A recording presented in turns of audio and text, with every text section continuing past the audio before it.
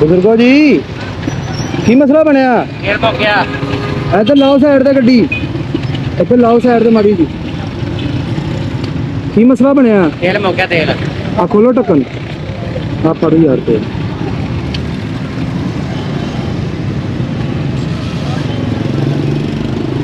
पाओ इन्नू इहदे विच कित्थों आ रहे जे पैदल चल के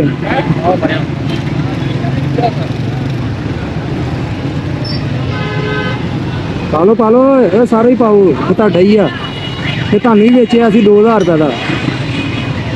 ठीक नहीं रेट 1 लीटर का 2000 रुपया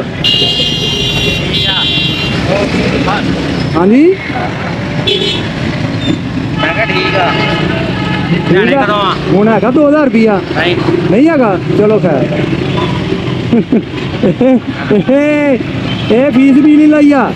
ये अल्लाह के बंदियां की खिदमत ही करी दी है रस्ते में कोई भी मिल जाए बाबा उत्ते हुण बच्चे छोड़ो चलो शाबाश